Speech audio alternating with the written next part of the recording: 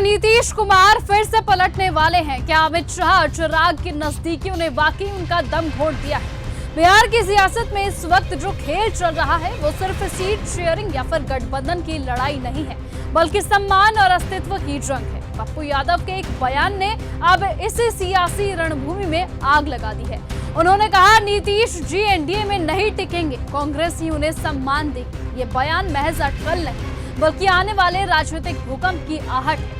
आज नीतीश कुमार खुद को उस मोड़ पर खड़ा पा रहे हैं जहां हर तरफ से वार हो रहे हैं। एक तरफ अमित शाह और चिराग पासवान की जोड़ी है तो दूसरी ओर भाजपा के अंदरूनी अपमान की जोड़ी है। भाजपा ने पहले सीट शेयरिंग में उन्हें बार बार दिल्ली बुलवाकर झुकवाया, फिर चिराग के 29 सीटें देकर नीतीश की जमीन काट दी और ऊपर से अमित शाह ने मंच पर कह दिया, मैं कौन होता हूं नीतीश को मुख्यमंत्री बनाने वाला।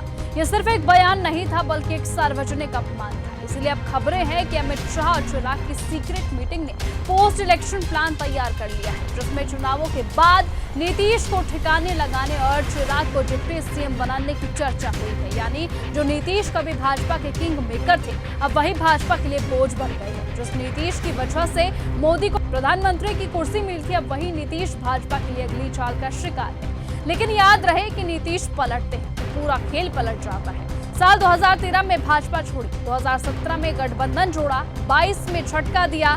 पलटना अब नीतीश की राजनीति की पहचान बन चुका है और यही बात भाजपा को सबसे ज्यादा डराती है।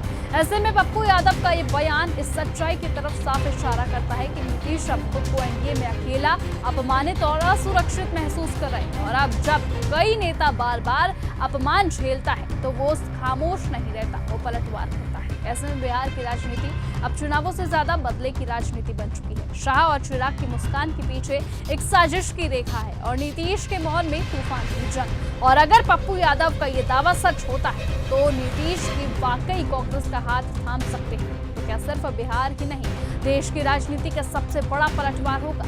आज बिहार की हवा में एक ही सवाल है, क्या नीतीश इस बार फिर पलटेंगे? क्या उनका अगला कदम भाजपा के खेल को खत्म कर देगा या फिर नीतीश कुमार की राजनीति का अंतिम अध्याय ये साबित होगा? लेकिन एक बात तय है, बिहार में सियासत अब अपने सबसे विस्फोटक दौर में है और उसका नाम है नीतीश की आखिरी पलटी। इसलिए देखना होगा कि क्या सचमुच नीतीश कुमार राहुल गांधी का हाथ थामेंगे?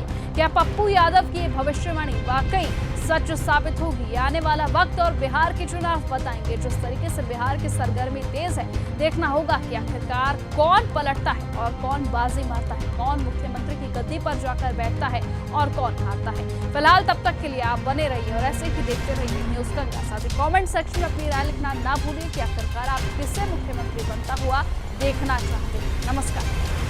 अगर आपको यह हमारा वीडियो पसंद आया हो तो इसे लाइक और शेयर करना बिल्कुल ना भूलें। साथ ही हमारे चैनल न्यूज गंगा को सब्सक्राइब और फॉलो जरूर करें ताकि देश और दुनिया की हर बड़ी खबर आप तक सबसे पहले पहुंचे।